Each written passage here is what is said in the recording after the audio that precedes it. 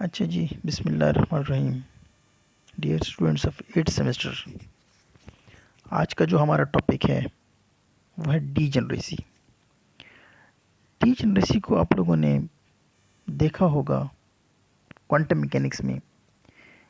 तो degeneracy basically है क्या, इसको डिफाइन करते हैं, फिर आहिस्ता आहिस्ता देखते हैं कि क्वांटम मैकेनिक्स में आप इसको कहाँ यूज़ करते हैं, और लास्ट पे हमारी एटॉमिक फिज़िक्स में इसका कॉन्सेप्ट क्या है। तो जनाब, इसकी जो हम देखते हैं डेफिनेशन वो होगी, it is the property of different quantum states having same energy levels। Different quantum states हैं, उन सब की एनर्जी अगर एक जैसी है, या एक से ज़्यादा क्वांटम स्टेट्स जो सेम एनर्जी रखती हैं, उसको हम कहेंगे this is the process of degeneracy. अब सेकंड डेफिनेशन में हम उसको ये भी देख सकते हैं कि what does it mean. Degeneracy से हमारा मतलब ये होता है कि वी आर हैविंग टू और more than two quantum states having same value of energy eigen values. वही बात जो फर्स्ट डेफिनेशन में कही है, इतनी कोई मुश्किल चीज़ नहीं है। अब जिस तरह आप लोगों ने एटम में देखते हो, फर्स्ट ऑर्बिट है, सेकंड ऑर्बिट, थर्ड ऑर्बिट, और डिफरेंट एनर्जी लेवल्स हैं। तो अगर किसी ऑर्बिट में एक ही एनर्जी लेवल पे बहुत सारी क्वांटम स्टेट्स मौजूद हैं, एक ही एनर्जी लेवल पे ज़्यादा क्वांटम स्टेट्स मौजूद हैं, तो इसको हम सिंपली कह देते हैं this is the process of degeneracy. अब एनर्जी आइगन वैल्यू आपको अच्छी तरह पिछले लेक्चर में हमने देखा था, आइगन वैल्यूज़ कैसे निकालते हैं और आइगन फंक्शन कैसे होता है। हमारे पास एनर्जी ऑपरेटर है जिसको हमने वेव फंक्शन पे ऑपरेट किया, तो उससे जो हमारे पास आइगन वैल्यू आएगी वो हमें रिप्रेजेंट करेगी एनर्जी। तो मैथमेटिकली इसको ये देख लेते हैं कि H psi is equal to A psi.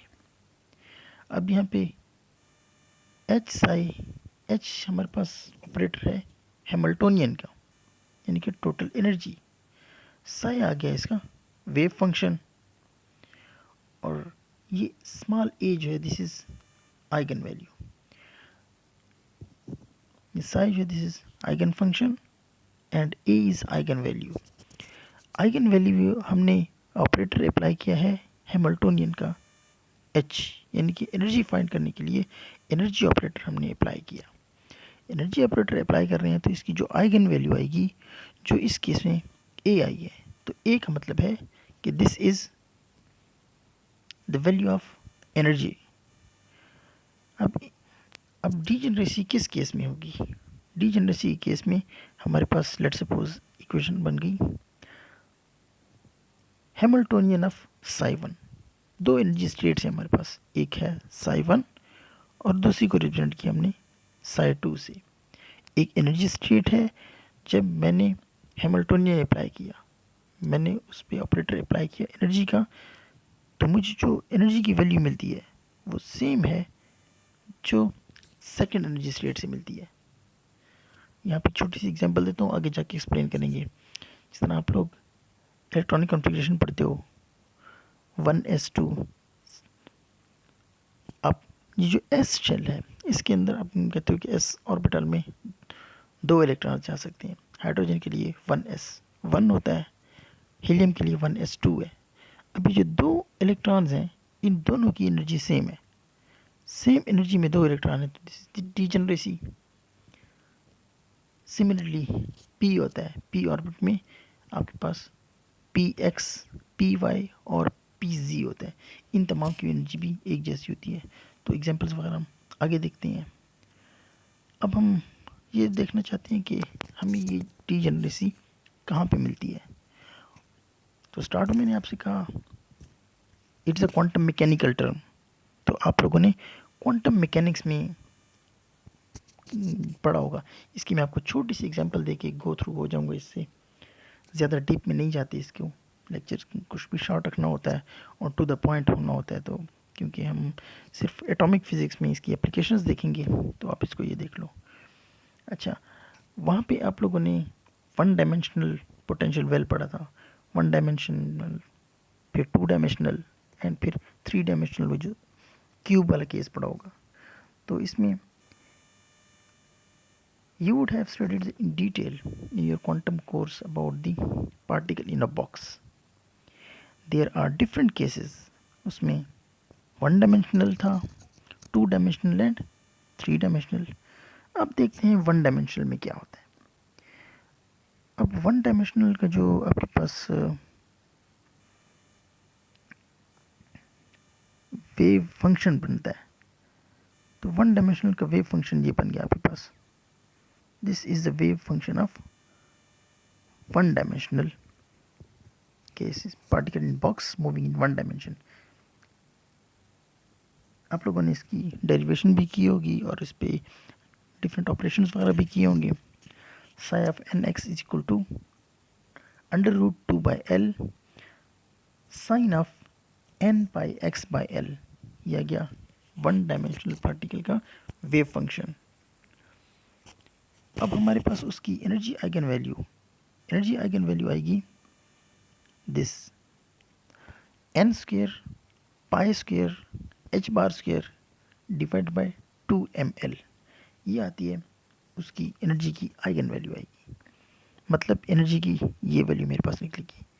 अब एनर्जी की ये वैल्यू है, तो अब देखो स्पेशली इस इक्वेशन को आप सामने रखो अपने जहन में। ये इक्वेशन है, इसमें मेरे पास पाई square constant, H bar square constant और 2m कांस्टेंट, एल भी कांस्टेंट। तो एनर्जी सारी की सारी डिपेंड कर रही है एन स्क्वेयर पे। अब एन की values different principal quantum number है, 1 आ सकती है, 2 आ सकती है, 3 आ सकती है, 4 etcetera. But N can not be equal to 0, इसको आप लोगों ने पहले भी देखा हुआ है। अब अगर एन की मैं वैल्यू 1 पुट करूं तो 1 स्पेसिफिक वैल्यू आएगी एनर्जी की, उसको मैंने नाम दिया E1 का। एन को अगर मैं 2 पुट करूं तो एक स्पेसिफिक वैल्यू आएगी जिसको मैंने नाम दिया E2 का। इसी तरह एन की वैल्यू अगर मैं 3 पुट करता हूँ तो वो मुझे E3 देती है, E4 एंड सो ऑन। लेकिन अगर आप देखो, क्या कोई एक ऐसी सिचुएशन बन सकती है जिसमें एन की मैं डिफरेंट वैल्यूज़ दूँ? एन को मैं एक नंबर पुट करूँ, फिर दूसरा नंबर पुट करूँ और दोनों का रिजल्ट सेम हो। एनर्जी की वैल्यू मुझे सेम कभी भी नहीं मिल सकती। So one dimensional case is a non degenerate case, इसमें डीजेनरेसी नहीं होती। इन वन डायमेंशनल कंडीशन पर डीजेनरेसी इज नॉट सेटिस्फाइड। जो मेरी मेन कंडीशन ऑफ डीजेनरेसी है, दो एनर्जी लेवल्स हैं, दोनों की एनर्जी सेम है, वो यहाँ पे एन की वैल्यू क्योंकि नहीं बन सकता उस तरह, तो यहाँ पे देयर इज नो डीजेनरेसी। अब हम देखते हैं कि कहाँ मिलेगी मुझे डीजेनरेसी।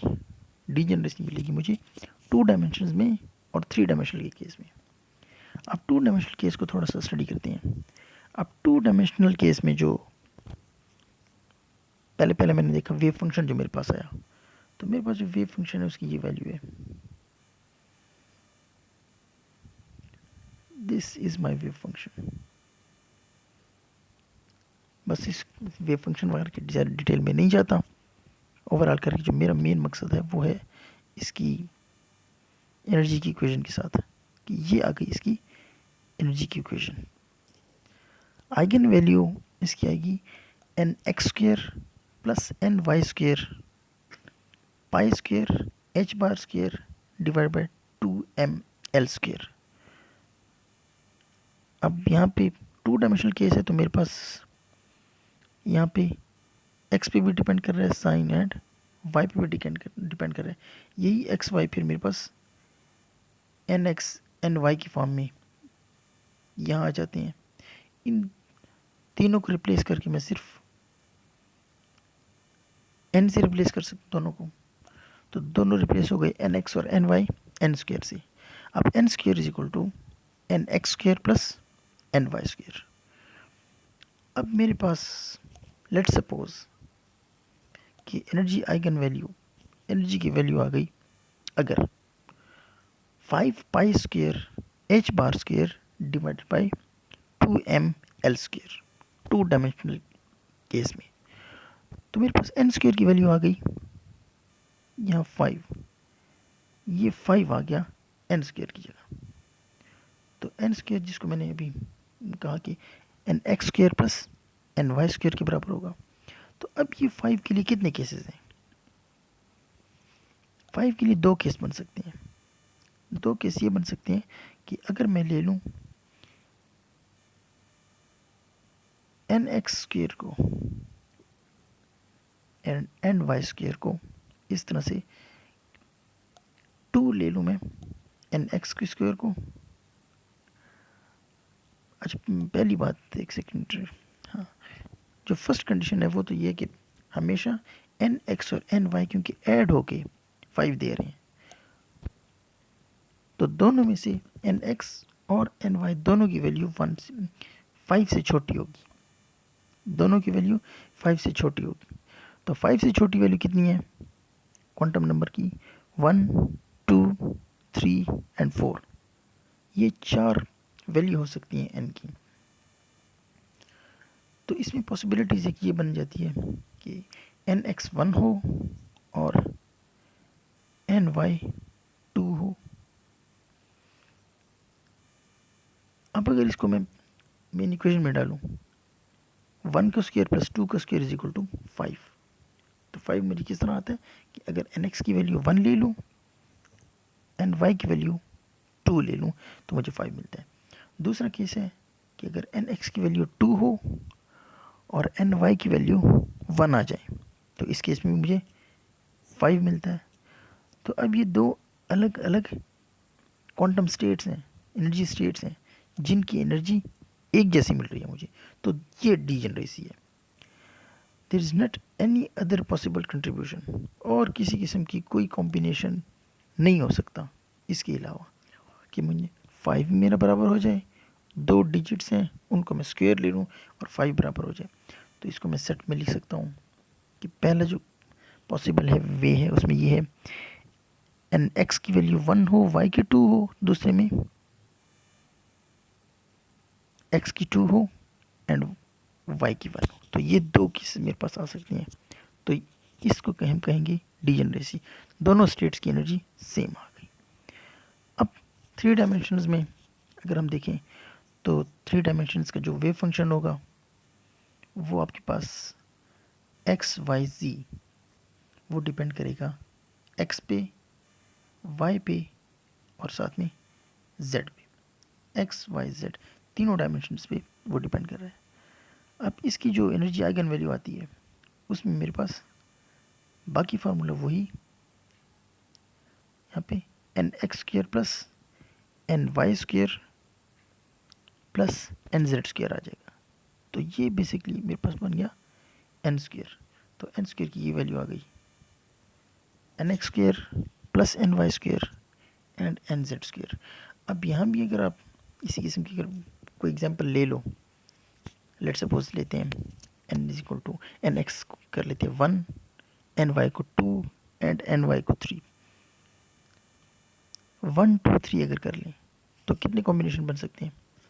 ये आपके पास बन जाएगा, एक है 1 का स्क्वायर प्लस 2 का स्क्वायर प्लस 3 का स्क्वायर। तो ये बन सकता है 1 प्लस 4 प्लस 9 14। तो मेरे पास जो इक्वेशन बनेगी वो कुछ इस तरह से बन जाएगी, ये जिस तरह मैंने यहाँ लिखा था, ये 5 आया हुआ है तो इसमें एन स्क्वेयर की जगह 14 प्लस दैट पर्टिकुलर थिंग। अब 14 बनाने के लिए मेरे पास वही पहली कंडीशन ये वाली कंडीशन की, इसमें मेरे पास 14 बनाने के लिए एन एक्स, एन वाई और एन जेड तीनों की वैल्यू 14 से छोटी होनी चाहिए। 14 से छोटी होने वाली वैल्यूज कौन सी हैं? 13, 12, 11, 10 and all the way up to 1 तक। तो इसमें कितने कॉम्बिनेशन बन सकते हैं? अब ये आप खुद ढूंढ लेना, और आप लोगों ने क्वांटम में इतना किया भी होगा कि इसमें कितनी डीजनरेसी आ जाएगी। तो ये मैं आप पे छोड़ता हूँ, और अब मैं अपना जो हमारा मेन थीम है डीजेनरेसी इन एटम। अब एटम में ये डीजेनरेसी कहाँ होती है, कैसे मुझे नज़र आएगी? अच्छा, simply degeneracy means states having same energy, एक जैसी स्टेट्स में जिनकी एनर्जी एक हो, सेम एनर्जी लेवल की states. In an atom, say hydrogen, we have many energy states. In these energy states, there are few which has same energy. कुछ ऐसी भी होती हैं जिनकी एनर्जी सेम होती है, मतलब उनमें डीजेनरेसी मौजूद होती है। These atomic states are called degenerate energy levels. अब स्कीमेटिकली इसको मैं इस तरह लिख सकता हूँ, ये आप देखो एक फिगर है मैंने बनाया। अब इसमें n is equal to 1 principal quantum number, आपको पता है कि फर्स्ट ऑर्बिट में s ऑर्बिटल होगा 1s, सेकेंड वाले में s भी होगा और p भी होगा, लेकिन p जो है ये फर्दर डिवाइड होगा px, py और pz में। तो इसमें आप देखो जहाँ पे n इज इक्वल टू 1 था तो उसमें सिर्फ s है, s में दो इलेक्ट्रॉन्स हैं, हर इलेक्ट्रॉन की अपनी एक क्वांटम स्टेट है। फर्स्ट इलेक्ट्रॉन की एनर्जी और सेकंड इलेक्ट्रॉन दोनों की एनर्जी सेम है, तो इसका मतलब इसमें डीजेनरेसी आ गई 1। दूसरे में आ गई 4, एक s की और एक px की, एक py की और एक pz की, टोटल बन गई 4। सिमिलरली आपके पास n इज इक्वल टू 3 में एक आ गई s की और 3 आ गई p की और 5 आ गई d की, तो टोटल बन गई 9। चौथे शेल में अगर आप देखो एक s आ जाएगा, 3p, 5d एंड 7f। अब ये f की अलग अलग एनर्जी है, इलेक्ट्रॉन्स को 7 डिफरेंट क्वांटम स्टेट्स अवेलेबल हैं जिनकी तमाम की एनर्जी एक जैसी है, तो इसमें टोटल डीजेनरेसी बन गई 16। अब यहाँ पे एक चीज़ अगर आप नोट करो, 1 n इज इक्वल टू 1 के लिए 1, n इज इक्वल टू 2 के लिए 4, n इक्वल्स 3 के लिए 9, n इक्वल्स 4 के लिए 16। तो ये बेसिकली आपको नहीं लगता कि ये स्क्वायर, n का स्क्वायर, n का आप स्क्वायर ले लो, उस शेल में उतनी डीजेनरेसी है। एक ही शेल के अंदर वो जो छोटे छोटे डिफरेंट ऑर्बिटल्स हैं, डिफरेंट ऑर्बिटल, एक ही जैसी एनर्जी वाले ऑर्बिटल, वो हो जाएगी डीजेनरेसी। अब इसमें अब देखो तो ऑर्बिटल, अब ये s ऑर्बिटल जो है, s orbital have only 1 energy level, एक एनर्जी लेवल है, 2 इलेक्ट्रॉन इसमें आते हैं तो दोनों एक ही एनर्जी लेवल में आएंगे, तो डीजेनरेसी बन गई 1। p ऑर्बिटल, px भी है, y भी है, z भी है, ये वही बात जो मैंने आपको एक्सप्लेन कर दी उसको मैंने रिटर्न फॉर्म में दी है। अब p ऑर्बिटल, p की एनर्जी एक जैसी है, उसके अंदर px भी है, py भी है, pz भी है, तो जो 2 इलेक्ट्रॉन्स जाएंगे px में, कुछ py में जाएंगे, pz में जाएंगे, इनकी एनर्जी आपस में एक जैसी है लेकिन क्वांटम स्टेट्स अलग अलग हैं। चलें भाई, इसके बाद f ऑर्बिटल है, p है, p के बाद d है, d में 5 होंगे और f में 7 होंगे, तो ये टोटल बन जाएगी हमारी डीजेनरेसी ऑफ दी एटम। तो आज के लेक्चर में हमने देखा जी डीजेनरेसी बेसिकली होती क्या है, क्वांटम मैकेनिक्स में आप इसको कैसे यूज़ करते हैं, 1 डायमेंशन में नहीं होती, 2 डायमेंशन में, 3 डायमेंशन में आपके पास हो सकती है, होगी तो कितनी होगी। तो 2 डायमेंशन की छोटी सी मैंने आपको एग्जांपल दे दी, 3 डायमेंशन वाली कुछ ज़्यादा कॉम्प्लिकेटेड थी, इस वजह से उसको स्किप किया, तो आप लोग खुद कर लो या क्वांटम की कोर्स में भी आपको असाइनमेंट के तौर पे या वैसे ही एग्जांपल के तौर पे आपने हल की हो। चलिए जी, ओके, इसको यहीं पे एंड करते हैं। ओके जी, have a very good day, अल्लाह हाफिज़।